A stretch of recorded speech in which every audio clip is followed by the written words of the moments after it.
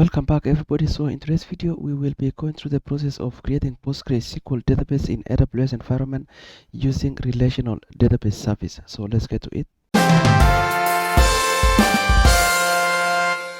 Alright, so like I mentioned, in today's video we will be going through the process of creating PostgreSQL database in AWS environment using RDS or relational database service.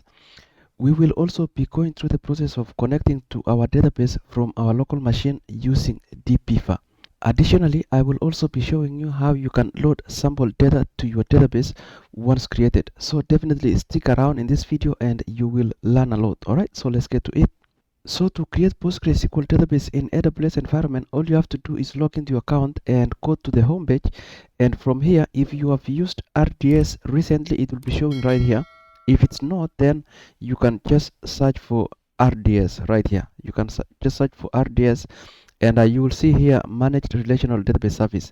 So you can just open that and this should bring you to the dashboard for RDS, and you will see if there is any RDS currently running in your environment. It will be showing right here in the snapshot, but for me I don't have any instance running, so we will go ahead now and create PostgreSQL database instance. Okay, so to do that, just go you can scroll down right here where it says create database and just hit create database. Okay, so from here now it's going to ask you to choose your database, and in our case we are going to be creating PostgreSQL database in AWS RDS, so we'll just select here PostgreSQL. Okay, and then you can scroll down and here in the engine version you can select if there's a specific engine version that you want to select, you can do. But as you can see, we do have a number of engines available, so we do have up to 17.2 as of recording this video. But if you are using a previous version, you can choose one of the previous versions here. This might be useful if, for example, you are migrating to AWS from legacy Postgre database and you want to match the versions that you're using. So you might choose, whichever version you like. So for me, actually, I'm going to go with this one for 16.3, and so that is the version, that's the engine version that we'll be choosing for Postgre database right here. For the templates here, you do get 3 tiers, so you can choose if you're running in production environment. You can choose here for production, or if it's development, you can also choose for development as well. For me, I will be using free tier, so I will be going with free tier. Now see that if you switch to free tier, you don't get these additional deployment options. So for example, you don't get to deploy to multi-SC. You don't also get this single DB instance. So there are 3 options here that come with these 2 choices here. This is just for high availability, and if you want to recover your database and make sure that in case of disaster you will be able to get a snapshot of your database. So that is only available for these 2 options. For this case, I will go with free tier because this is for demo, so I'm just going to be creating a quick demo, but the process should be similar if you're using any of these other tiers. Okay, so I'll choose free tier here, and we scroll down here to the DB instance identifier. So this is basically the name of your database when it's created in AWS. So I'm just going to call this one my PostgreDB. You can put any name here, doesn't matter. Okay, and here this is important. When you come to credentials here, you do need to set the username, the master username for your database when it's created. So for this case, the default username is Postgre, and I'm going to leave it as Postgre, but if you want to change, you can do that. Okay, and so here there are a few ways that you can select how you want to log into your database. There's this one for manage AWS secret manager, so you can use this one if you can see here it says RDS generates a password for you and manages it through the life cycle using AWS secret manager. So you might choose this if, for example, you're running in if you're running in production environment and you don't want to manually manage the password, so you can choose this option. For me, I'm going to do self-managed, but you can also see here you have this option of auto-generated, right?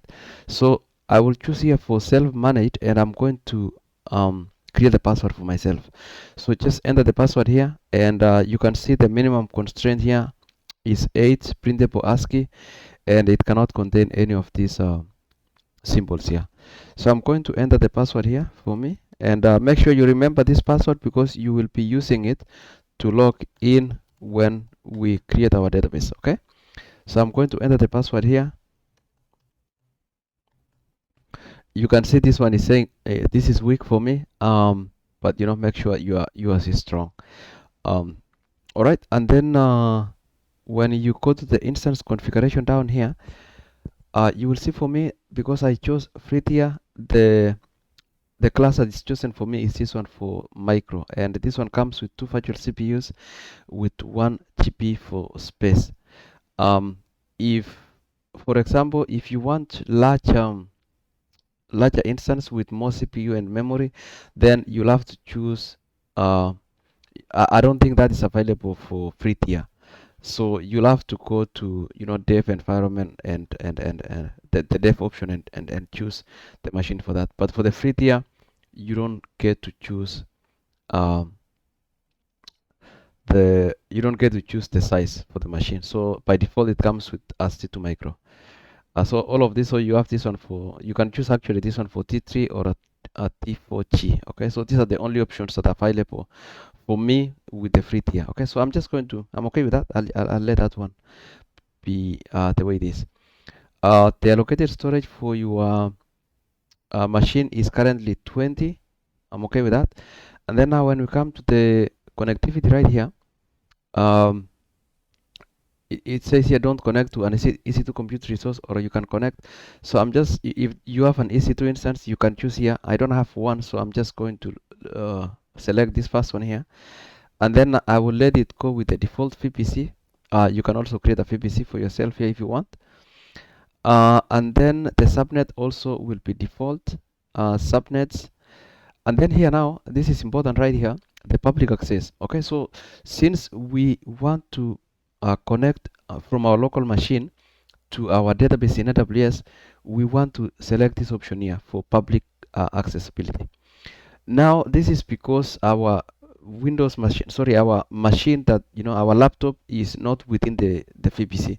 So this is, you want to select this if you are not running or trying to connect within the VPC in AWS. So again, we are connecting outside the VPC, so you want to select this option here. If you don't do that, and you try to connect from your local machine, you will not be able to. So this is important. But if you just want to play within AWS without external traffic, then you can go with the second option here. Okay, so I will select this public access right here. Okay, and down here we come to the VPC security group. So you have two options for choosing this.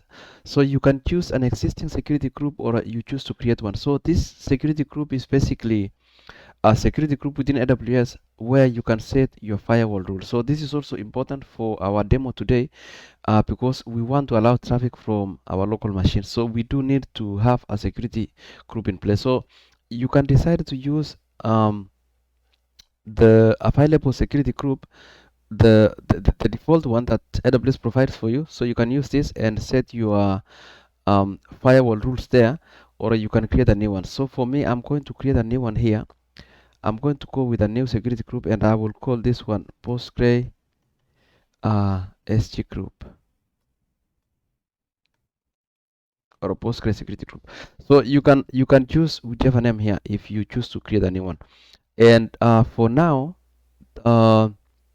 we will not select any availability zone for this, and that's it. So this security group might automatically create the traffic for us and open the port, so we will see. But we want to have the security group in place, so we will see once it's created. But let's keep proceeding. Again, you can choose to go with the default one, but again, I'm creating a new one for me for this case. I'm not going to select anything here for the certificate authority. That's okay. We will go down here, and you can see in the authentication section here, we have chosen the password authentication. You can also choose any of these other options here. Okay, so you can go with IAM, or if you have Kerpro setup, you can also go with that one as well. So we will go with the password because we set our password for that. And then I will let the rest of these other ones stay as default. So we go ahead then and create our database. Okay. So this now will create our PostgreSQL database, and it might take a few minutes to create this database. So let's let it run, and then we'll come back once it's ready. Okay, so you can see now that you get notification here saying successfully created database with the database name. So this means that we have now successfully created our Postgre database. You can see here that it's still configuring, monitoring, but your database is up and running now. Okay, so now you can click to this database here and inspect a few things. So for example, you can see the connectivity. You can see the endpoint here for your database. This is the one that you can use to connect locally from your SQL client tool. So this is the endpoint for that. And by default, Postgre database runs on port 5432. So that's also an important port if you are connecting from external parties. Okay, and then you can come to the configuration here. You will see the instance class, the CPU, the number of CPUs, and the engine function for the Postgre that you have created. And then the Postgre username here, you can see you have the password there as well. So there's a lot that you can actually get from here. So now from here, let's go ahead actually and connect from our DBeaver now. Okay, so I'm going to launch my DBeaver right here. And if you don't have DBeaver downloaded, I made a video previously where I went through the process of downloading DBeaver. So I'll put a link for that video in the description so you can take a look if you want. But DBeaver is basically a SQL client that you can use. So it's like if you have used MySQL Workbench, it's like that. So you can just use it to connect to your database and run your queries. So once you're here in your DBeaver now, to connect to your Postgre database, all you have to do is go to this menu up here where it says database and hit database connection, or you can come to this add icon here and also select your database from here, or you can also just hit new database connection as well. It should bring you to the same menu here, whichever one you choose there. And then from here, we are connecting to Postgre SQL database, so we are going to select this.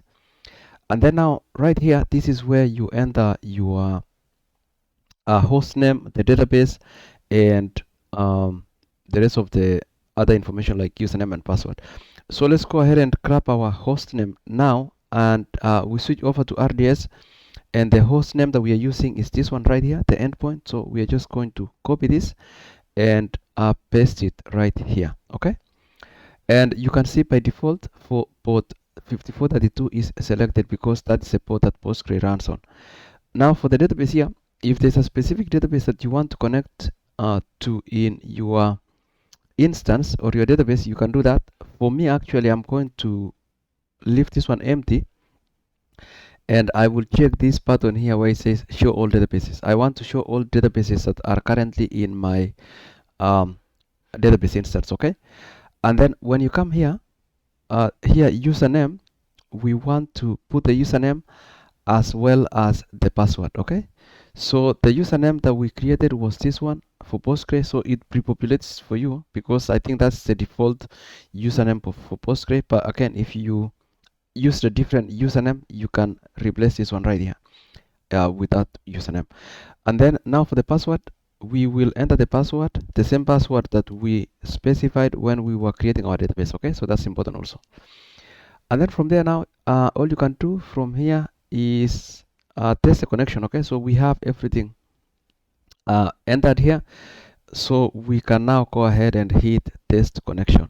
Okay, so this one is going to time out, and the reason for this one is because we did not open the port, we did not open the security, we did not allow traffic from our local machine in our security group. So this one is going to spin and it's going to take a very long time before it times out. And there you go. So okay, so that took a little bit before it timed out, and this is a very common error that you will see, and the reason for this is again because of the firewall rules. So let's go ahead and fix that. All right, so we come back to our RDS database now, and if you go here to VPC security group, you will see again right here, so connectivity and security.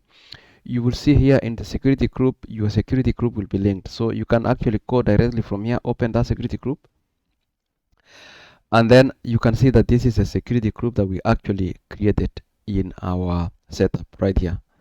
So now to modify this, just go to the security group ID, and right here you can see now that the inbound rules for our security group, we don't have any inbound rule. Okay, so what we want to do is edit the inbound rule. So just make sure that you are inside the inbound rules tab here, because we do have a few other options here.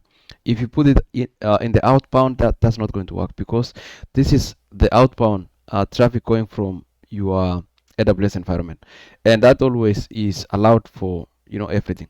Okay, but now for incoming traffic, this is where we want to limit the traffic coming into our environment.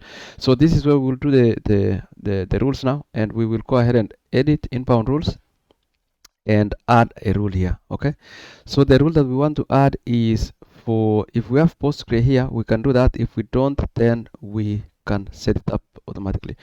Luckily we have PostgreSQL here, so we'll just choose Postgre because we are using Postgre. We do have MySQL and Aurora also, in case you are running RDS for MySQL or Aurora. The same thing with Redshift and Aurora RDS here. Okay, so we do have these options here, and I think I'm just going to choose here for PostgreSQL, and by default you can see now that this is pre-populated for you. The protocol is TCP, and the range is 5432. That is the only port currently that's open for you, so I'm okay with that. And now the source here is important also. If you want to use custom, you can select here, and these are the options for you. So if you choose here for 000, this means that traffic, all traffic from anywhere in the internet is allowed to your environment. So we don't want to do that. And the same thing with here also, you can choose anywhere IP4. Okay, so for this video actually I'm going to choose my local IP, so we will go with this one right here, this one where it says my IP. And as you can see, if you choose your IP, the external IP address for your local machine is automatically detected. So you can see now that your IP address is pre-populated for this. So that means that only traffic from your local machine will be allowed for this. Now if you intend to use this Postgre environment with like a team or someone else, then you may have to choose one of these other custom rule. Okay, or you can whitelist the, if you can actually choose custom and whitelist the external IP address if they provide it for you. Or you can choose anywhere, right? You can choose the 0001, but that's again a security risk, so you don't want to do that in production environment. So for this case, I'm going to choose my machine, and all I have to do after that is just save. And now that means that only traffic from my local machine is allowed to this instance. Now if we go back to our DBeaver and try to connect again, we should be able to have a successful connection. All right, so let's see what happens. So it seems like we still have issues even after we allowed traffic from our local machine to that instance. So let's go back to the configuration and see if there's anything that we might have missed. So this is our instance here, and of course this is our security group, and we set it up correctly to allow traffic from our local machine. So let's actually check if there's anything here. There it is, public accessible. Okay, so we set this one to actually said no. I don't know how this happened, because I thought I selected yes for that. Again, if you don't set this one to yes, then that means that your machine should be within the VPC, but we are trying to connect from our local laptop, so our laptop is not within the VPC, so it's not going to work. So let's modify this. So we'll just go to modify right here, and we will scroll down to believe it might be right here. Okay, so I don't know how that happened, but yeah, it should be publicly accessible. I think that's the only change that we need to make, and then just continue and apply and modify the instance. Okay, so this looks like it's successfully modified. Let's see if that worked. It might take a few minutes actually for that to reflect. It's, yeah, okay. Yeah, so it's modifying. So we'll let it modify and then come back once it's ready. Okay, so it looks like it's done modifying now. So let's check if the option here has changed. Okay, so now it's publicly accessible. Okay, so this one was previously no, and now it's yes. Okay, so let's switch over to DBeaver now and see if we can try that option again. All right, so let's go ahead and test the connection again. If this time it's working. Okay, there we go. All right, so it's now successfully connected. So that was the only thing that was preventing us from connecting to our database. So you can go ahead here and now hit finish, and you can see now your Postgre database is showing here. So you can rename it if you want, but I'll just leave it like that for now. So you can see how important it is if you don't configure your environment correctly. So for this case, we forgot to set this one to publicly accessible, and that was preventing us from actually connecting. So this is also important, as well as your security group. Okay, so you do need your security group to allow traffic from your machine, or if you want it to be set to anywhere, then make sure that that's also set properly. Okay, so we have now our database here connected to DBeaver. Remember, DBeaver is just one client that you can use. I think you can even connect to MySQL Workbench, I believe. If you try, I haven't tried it, but I think you can connect your Postgre to MySQL. So try it out. But DBeaver is a powerful tool. You can see here I have made connection to various of the database I'm using. So I'm using here pQuery. I've connected to pQuery. I've connected to Redshift, Snowflake, MySQL, and I've done videos for this. So you can go to the channel and check them out if you want to also know how you can connect DBeaver to these environments. All right, so we have our database now here, and you can see that now we can browse. All right, so the next thing that we want to do now is to create a database, right? So we want to create a database and load data to the database once we have created. Okay, so remember, you cannot do any of this in an AWS environment, so you do have to look for a SQL client. And in our case, we are using DBeaver as our SQL client to create the database, create the data, load data, the tables, query the data, and manage the environment and all. So the next thing then that we'll do is we will create a database. So for that, we will switch over to this website here that we can download sample database for PostgreSQL. I will put this in the link for this. I'll put the link for this in the description in case you want to use the same. But basically, what we have to do is we will download this. It's a CSV file, so we will download it, and we'll unzip it and load it to our database. But before we do that, there are a few things that we need to do before loading. And you can see here it says before loading the sample database, you have to do a few things. And I think that the first thing that we need to do is to create the database itself. So of course you log in, and here they are using the command line commands to log into the database. But for us, we actually will be leveraging this when we restore the database. But let's go ahead and create the database now. This DVD rental database in our Postgre. So we'll just go ahead here, just hit here in the database and open a new script here, and we will paste it. We will paste that command and we will execute this. So this will create a DVD rental database in our Postgre environment. Okay, so just refresh this and you will be able to see a DVD rental right here. Alright, so this is a database now that we will be using to load the data from that sample database that we were looking at.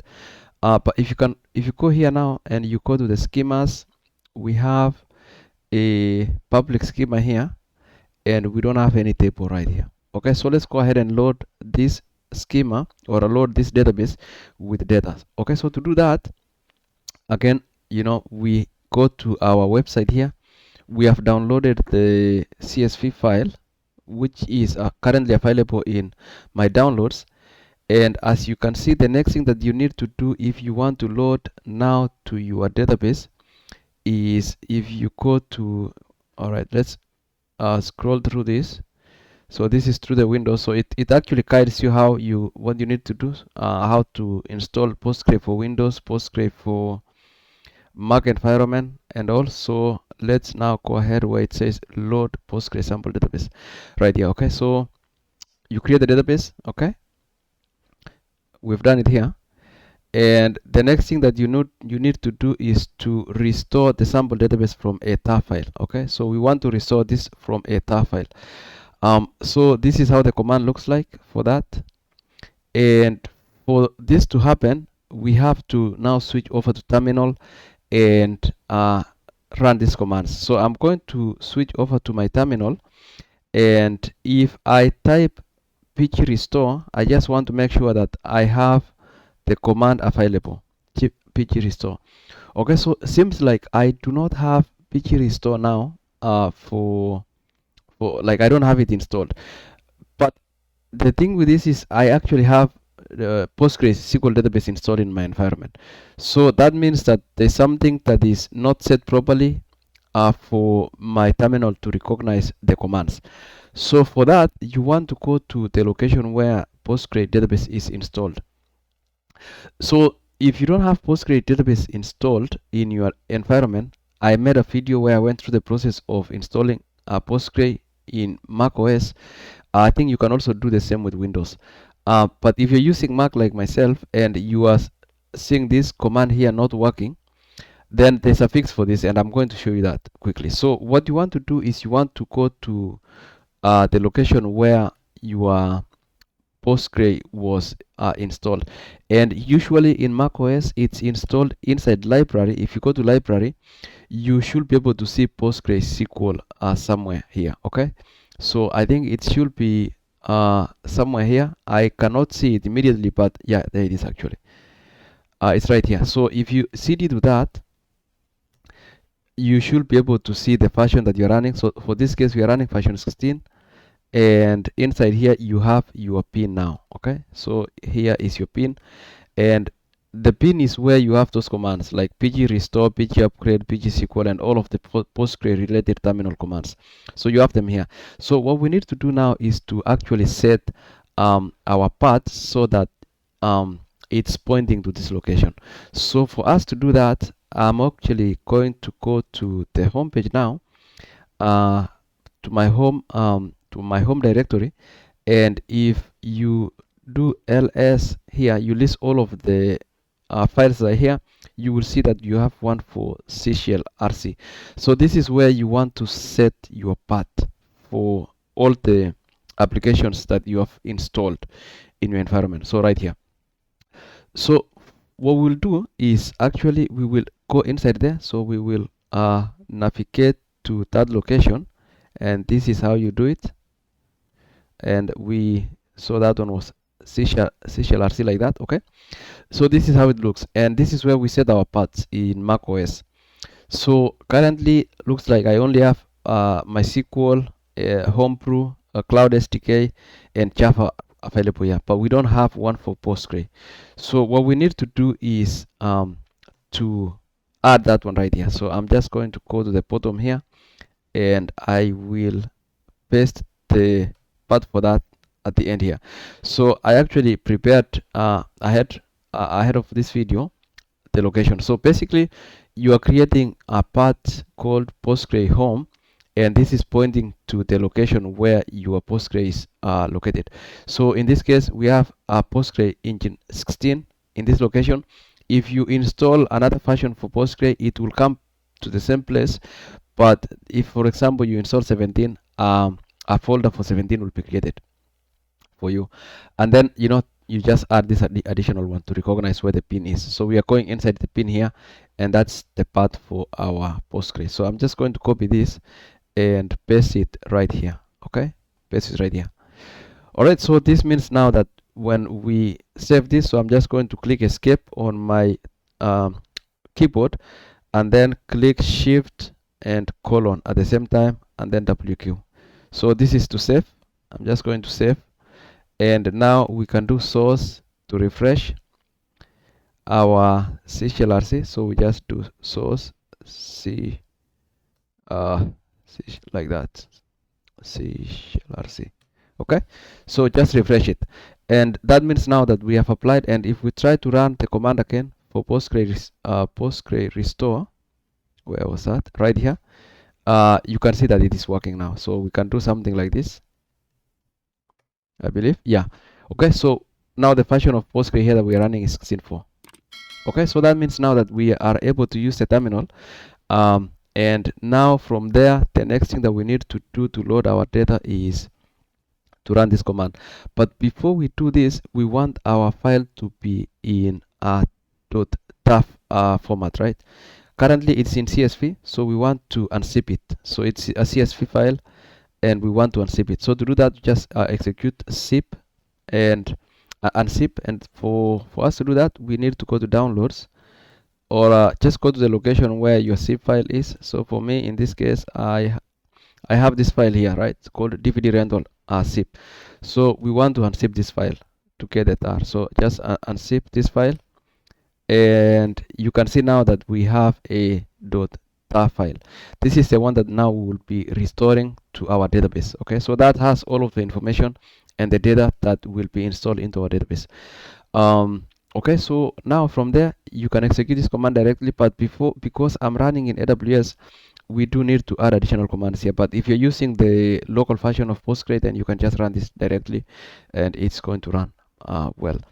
So for my case, or our case in this scenario, we are using AWS. So all you have to do is basically run this command here, and you want to replace this one here with the endpoint for your RDS.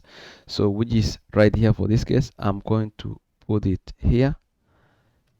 I'm going to put it right there like that. I'm just going to copy it and put it there.